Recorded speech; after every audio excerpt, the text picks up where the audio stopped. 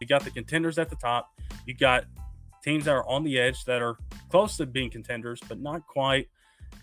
Do we teams like, hey, do we have a shot here? Teams like, okay, maybe there we can see a road path to getting to the top of this list.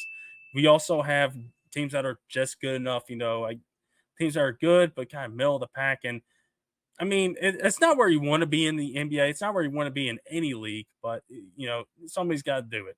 And then the final two are what are we? And I had fun with this last one.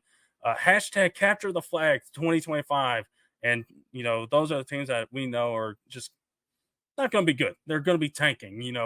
They maybe try to disguise how they're tanking or something like that. But those are the teams that are going to be try to take advantage of the excellent draft class next year, led by Cooper Flag, and trying to see if they can go and get him and add another blue chip guy to their roster. So let's talk about some of these teams, and some of these teams we'll talk about more in general. Atlanta, I feel like you take a look at them, and we talked about them here. It just feels like they're probably in this tier of what are we? Because do we know what the Atlanta Hawks are? Getting Rich Shashir at number one overall, sure, nice 3-and-D, solid prospect. What are the Atlanta Hawks? We don't know. And again, I still think maybe they traded the wrong guard in trading DeJounte to New Orleans and keeping Trae Young. Maybe Trae Young is not a guy that teams want. And you take a look at his contract. Maybe that's the case. Boston, this one's easy, of course. They're going to go right here in the contender slot. Pretty easy move. They're going all in. They have pretty much most of their roster coming back. It's hard to see a team that's better than them right now. Oklahoma City maybe could be that team, but it just doesn't feel like there's anybody as good as the Boston Celtics. Next up, Brooklyn Nets. Congratulations with the moves you've made this offseason. You're going to be participating in capturing the flag this upcoming season. That's been pretty clear and evident by the moves that the Nets have made so far this offseason. It just feels like they're ready to go and try to see if and they got their picks. They're ready to go and see if they can get one of those blue chip guys heading into next year. And if they don't get Flag, there's still some good prospects out there that they can go and get. As far as the Hornets are concerned, I feel like they are going to be participating in this race as well, along with Chicago. Again, you're already starting to see a pattern here where you got 4 East teams that are at the bottom of this list. And that kind of tells you the kind of state that the East is in right now compared to the West. So the Hornets and the Bulls, I feel like they're in this last tier, and we're just like, let's just go and try to let's just be bad for this year, and let's see what that can bring us in a loaded class. And this past draft, we talked about it, not great. It was kind of weak, although there is somebody that usually will pop out from the woodworks and just be the top player in this class. But next year's class, a whole lot deeper. And I feel like these 3 teams at the bottom right now are going to be participating in that. As far as the Cavaliers go, I think I'm going to put them here in do we have a shot? Because I think they do have a little bit of a shot here with that backcourt. And you saw how well Evan Mobley played without Jared Allen. He played pretty well. So there's some questions there with those two. And maybe Jared Allen, maybe a move is on the horizon there. Maybe there's a team that needs a big man either now or at the trade deadline. And maybe they're just like, okay, we're going to trade Jared Allen. We're going to get some pieces that make better sense with the roster we have. Maybe that's the move. But that's where I have the Cavs here in that category. Next up, the Mavericks here. I don't have them in contenders, but I have them on the edge. I think they're good.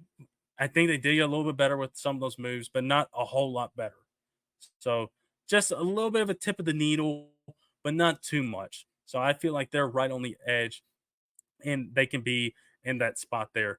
The Nuggets, this one's a little bit tougher one. I'm going to circle back around on this one, Detroit, they're too young of a team to not be anything else but bad, and so I imagine it's going to be another year of Detroit being bad, and then once again, having the worst record and then picking fifth. You know, it's just like, come on, can we get a break here? And it's like, no, the NBA is kind of punching us for being this terrible, not putting out a good product. So Detroit, they're going to be participating in capturing the flag next year. As far as the Warriors, I'll tell you what, I'll circle back on some of these teams in the West that, I'm a little that could fall into some of these categories besides contender. I'll circle back on that. As far as some of these other teams out east, what, let's go ahead and put a couple teams out west here and capturing the flag. I think Utah is going to be in that race. And listen, if they do trade marketing, they're definitely going to be in this race for sure. I mean, they already are, but if they trade marketing, it's all but a certainty. And Denny Ainge can really play around here and have some fun because he can probably fleece somebody in a marketing trade. He can probably do that and get more picks. And it's just like, okay, I'm loading up on 2025 in a deep draft.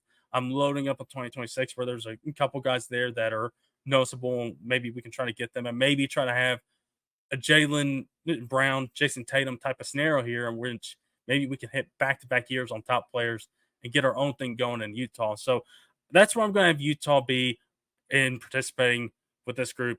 Washington also going to go into this category. Pretty easy to see why. Alex Sord, solid player. It's just Washington's not good, and they're going to be competing in this competition next year. Portland is as well, and I feel like as far as those seven, I feel like pretty confident those seven and say like all these teams are going to be participating in trying to tank and be just like bad next year and try to get top picks. So I feel like you take a look at them. I honestly have nobody else here that goes on the bottom of the list, so that helps out. The Spurs, again, they can go and make some moves here in this off season that are still to be had. But I still think they're wondering, okay, what are we? What kind of team are we going to be with Wimby in year two? We added Chris Paul. Where are we heading? And what are we going to add to build around our once in a generation type of prospect? How are we going to help them? So what are we going to do and trying to help out Wembenyama? Next up, you take a look at let's see, where do I want to go next? Toronto, I feel like you can also say they fall into the what are we category because we talked about them a little bit earlier. They got three guys on huge contracts that probably not the best collection of three guys on huge contracts that you would want.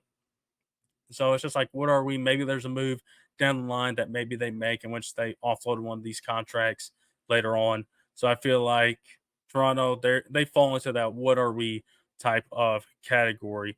Now you see here, we still got a lot of teams that we still got to place. So let's get round to it because we've placed what 1, 2, 3, 4, 5, 6, around 13 teams. We still got over half the league to figure out where these teams go. And I think I'm going to start off easy here. I'm going to say Oklahoma City. They're going to go right up. If I can move them up, right, I'm going to move them up to contenders. I think they are in that category now. We talked about it. Hardenstein and Caruso, big moves going forward for them with this roster. SGA being a top 5 player last year. Jalen Williams had a rough playoffs, but is still a good player. Chad, you hope that he improves heading into his, it's his third year, but second year fully playing basketball with this team and see what he can bring. But yeah, Oklahoma City, Boston, I feel the best about these two teams being the top two teams in in their respective conferences. Oklahoma City, I feel good about being top team in the West as of right now. Boston, I feel the same way about them being the best team in the East, but I feel better about Boston being the best team in general with what they have on that roster.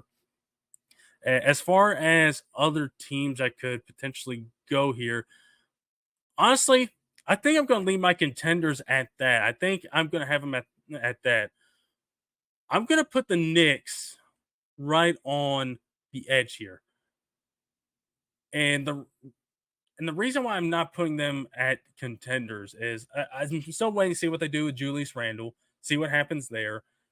But I think as far as teams that are built to handle what maybe OKC can offer, in particular what Boston can offer, the Knicks are built for that. You got Brunson, you got your star, you got Hart, DiVincenzo, great role players there, and then you got Mikal Bridges, OG Anunoby, great wing defenders, great two-way guys that can take care of Jason Tatum and Jaylen Brown on the defensive side, but can also contribute on the offensive side. It feels like, and honestly, this Knicks team is probably the most likable Knicks team we've had in quite some time, and maybe that's because of the Villanova stuff that's going on. Because that's kind of fun to talk about and see all these guys that played together in college kind of team back up on the pro level, because it doesn't all happen all that often, particularly when you got 3 or 4 of those guys that played in college together that are going to be on the same team. It doesn't happen. So give me the Knicks. They're right on the edge. They are so close, and I think they can give Boston a run for their money. You take a look at some of these other teams. Taking a look at, I'm going to have the Rockets here, and then I'm going to have the Clippers here at just good enough. I think they'll be just fine with these two teams. Again, for the Clippers, you want to be. It's exactly what we talked about in them losing, and with these draft picks that they have with OKC, you want to be just good enough. So it makes sense that they go here. You just want to be good enough to where you're not worried about that 2025 pick that you could potentially swap with OKC, in which they can have a shot at one of those top players. And you also want to be good enough to where you're not worried about 2026 and giving up an unprotected first. But let me tell you, if Kawhi gets hurt, oh boy. And then if you're Oklahoma City, you're like, are we about to get a little bit richer here? You know, we're already really good right now, but could we have a chance to get a little bit richer? Or maybe if that happens, maybe like, okay, we're going to have this pick here and we're going to hold it at ransom. Who wants it? And maybe try to see if you can coax another great player and bring him to Oklahoma City to pair with that group. Maybe it's an option, but for the Clippers, I feel like they're just good enough, and that's probably where they want to be and need to be. And for the Rockets, I feel like it's where they are right now too. They showed some signs of improvement last year, but it does kind of feel like they're in that just good enough. We're just gonna be like, all right, we're gonna be fine. We're not gonna make any real noise, but we might. We got Dylan Brooks. He's a chaotic factor. What's he going to bring to the table? So, Houston, I feel like is going to go in that category here. Looking at some of these other teams, I think I'm going to have the Nuggets here on the edge. And let's talk about the Nuggets here for a second, because I think the reason why I'm putting them here is because they've been to the finals, they've won. You got one of the top 5 best players in the league. You got Jamal Murray, extremely clutch player, a star in his own right.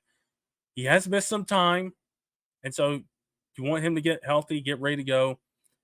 But you take a look at this Denver team and what has happened with them this offseason. If it wasn't for, I think, these moves that they probably have had to make because of the whole apron situation, maybe they would have been right there with the contenders and like, okay, it just, it ran into a bad matchup. They weren't all the way healthy with Minnesota. So it's just like, okay, take a year off. Let's come back next year and let's get back to the title. But with the roster they have right now, you might have Christian Braun starting and be your starting 2 guard. And it's like, okay, who do we have on the bench? You're going to have to really rely on Strother, on Watson to be, they're young guys to be your bench guys. And for Denver, I don't think they would have any problem getting guys for the minimum. I mean, listen, you're going to play with those guys. I mean, like, sure, who wouldn't want to do that? and play with those guys. So you wouldn't have any trouble there. It's just like they don't have a bench right now. It's like who's coming off that bench right now? I can't even besides those two guys. I mean, Watson might be, and there's rumblings of like Westbrook maybe, and I don't know how I feel about that. I feel like Russ at that point. Russ, it feels like at this point, it's just like it's Thanos at this point. It's just adding to his collection of all-time NBA greats that he can say he can play with. It feels like the Infinity Stones of that, and where it's just like, oh look at KD, LeBron, AD, Harden, all these guys. It's just like, oh, Jokic, I can add Jokic, cool, it honestly feels like that right now. But for the Nuggets, I mean, the reason I don't have them a tier higher, and maybe honestly, you could probably make a case for a tier lower, it's just like the bench. Like, and if one your starters gets hurt, who's going to take their place? If Murray gets hurt, what's going to happen there? MPJ, Gordon, Jokic, what's going to happen there? It just feels like a scenario in which those guys are going to have to play a lot of minutes unless they're able to find decent bench production. If they're able to sign some guys on minimum contracts that can come in and help them out. Because, I mean, again, their bench it's not great. Again, name me one guy. Name me one guy. And I'm surprised I was even able to name Strother and Watson. I'm surprised at that. So, Nuggets, I feel like, are right there on the edge. And I'm putting them there again because you got the Joker and you got Jamal Murray and MPJ, Aaron Gordon. Nice complement of players around those two guys. So that's where they're going to be. They're on the edge right now. I think what I'm going to do next is I'm going to put, I'm thinking about this one. Thinking about who do I want to do next. What I'm going to do is I'm going to have Indiana here, and then do we have a shot? And that might just be in part because of this team did make the East Finals, and it was a competitive East Finals, even though they got swept. Even though Halliburton didn't play in those final two games, they played well against the Celtics. They gave them it was a competitive sweep. I don't know if I've ever seen a competitive sweep before, but that was it. So that's why I imagine, the Pacers are going to be right now. They haven't really done anything that has changed anything as well. They're bringing, it seems like a lot of the same guys back. So I'm going to have them there. And do we have a shot? Partly because of what they did and getting to the East Finals last year. And I'm going to have them there. And Halliburton, you have to hope that he's going to be able to get ready to go and play a full season next year and see if they can make another run at it and see if they can be fun, because they were incredibly fun last year. They were so much fun. I mean, that offense was amazing. So next up, let's put Miami there too. And I think this is in part because of heat culture. How many times have we talked about heat culture on this podcast? It feels like we've talked about it ad nauseum. And so the Heat, I feel like they're going to go right in here. As far as other teams, I think I'm going to have the Pelicans. I think I'm going to put them there. I think I have them slightly ahead of the Rockets. I think they're going to be just good enough. Again, I like the DeJounte move, but I mean, you have to count on Zion being fully healthy. CJ is going to have to really play excellent. Then we'll see what happens with Ingram. See if when they trade him, because I still imagine they're going to have to trade him. So I imagine that he's going to be gone. So I'm going to have them right there. And then next up, I'm going to go with. Let's see. There's some good teams here. I think I'm going to have Golden State here as far as being just good enough. Now, if they get Markkanen, I might move them up a tier and say, hey, maybe they have a shot here. But just in the way this team is right now, it feels like they're right around in that category. It feels like the 8, 9, 10, 11, the play-in scenarios here. And this might upset some people, but I think I'm going to have the Lakers here too. Because listen, we know that we talked about before. You need some defense. No, nobody really can. Do you have anybody that can guard anybody? Do you? Do you have any more of those guys? Because you got guys that can score, but you need some guys that can go out there and defend. And so, maybe, hmm, maybe you can make a case for do we have a shot? Maybe you can move them up a tier there. But you know what? I will. I'll move them up a tier. Uh, Maybe just because they got LeBron, they got AD, but again, the case still stands. You got to have some defense there to be able to. Because if you take a look at what they've done in the playoffs the last couple of years, not having any defense has absolutely torched them. So I think they'll just hover right around there. Um, Phoenix, I think you can make a case there as well, and say they're right there. And let's see what happens with Bill, Booker, and KD heading into year number two. Orlando, I think you can also say they're in that category as well. A lot of teams going up here. Uh, Sacramento, I think as well. Sacramento, honestly, after having a good year the previous season, kind of falling back down a little bit to earth last year. I think they can have a little bit of a bounce back here. But again, you see, like a lot of these teams in the West, you just see how loaded the West is. Even with teams that are like around that 7, 8, 9 area, it's just like there's a lot of them. There are a lot of good teams in this conference. And I'm just going to go ahead and get this one out of the way. And you're like, okay, there might be a little bit of bias involved. And there might be. But I also think people do have a little bit of a goldfish memory when it comes to this team. And listen, they were the 2 seed back to back years.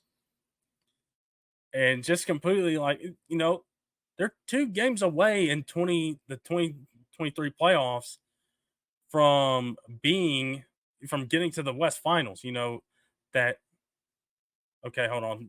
Maybe 2021, 2022. I'm getting my years mixed up, but back when they were playing Golden State in the second round a couple years ago and Ja gets hurt, I mean, 6 game series, they were 2 games away from getting to the West Finals. And yes, you can say they've had a lot of changes here. They've had some guys get hurt, but you also have some guys that have emerged. Jaron has really improved and worked on his game. Desmond Bain has as well. You got 2 guys at wing that you feel confident in that can grow a little bit more in Vince Williams and Gigi Jackson, which I'm really excited to see the steps that he can take this upcoming season because he just has a lot of potential. And honestly, he probably could have been the number 1 pick in this year's draft. And that you can make a good case for that. And so, and a lot of it does hinge on Ja and what he's able to bring and how healthy he is. And listen, this team, when Ja was back last year, they were 6-3 in the first 9 games. They did pretty well, and then he gets hurt. So, listen, a year like last year is not going to happen again for him. And I do think they have the ability to get back to where they were, because Jaron, again, as a guy that's made improvements, he's a defensive player of the year guy. I feel like he's going to be able to be more of that guy this year with Edie in the lineup. We'll see how Edie does. Bang is taking some steps. We'll have to see if Marcus Smart's going to be a guy that's going to be starting or coming off the bench. But I'm going to have them on the edge here because I do think they are close. And you could say a lot of teams maybe have jumped them. But I still think John's one of the better guards in the league. And I think he's ready to remind teams like, okay, you guys, you got the minds of goldfish. Let me go out and show you why I am who I am. And I'm really excited for that. As far as other teams, I think Philly is on the edge with those guys. Again, this window is critical for them. And again, if they don't get there this year or next year, that window is it's gonna close fast. So they're right on the edge here. And then pretty much these 2 teams here, they're going to go on the edge here. Minnesota and Milwaukee. Minnesota got so close last year. And I think maybe that experience will go and help them heading into this year. I still don't know how the Cat and Anthony Edwards situation works. And maybe Cat does end up getting traded here. But listen, they got to the West Finals. I'm really excited about the Rob Dillingham addition and seeing how that can work, and adding a guy that can be pair with Anthony Edwards to be an explosive backcourt. And then with Milwaukee, I feel like we haven't talked as much about Milwaukee, and I know we haven't really talked about them as much on this pod. But it's kind of like Giannis, like, hey everyone, did you forget about me or something? So and you take a look at the season they had last year. It's just like you made the coaching change there, and it's just like it kind of fell all apart there. And so with the team with Giannis, I'm not going to have them in any other category lower. I'm going to have them there, but we'll have to see if they can get back to what they were a couple years ago, and see if Dame and Giannis can be better in year two. And so I'm going to have them there. I'm going to have them on the edge. And so that's going to be the tier list. So that's the tier list right there with all those teams.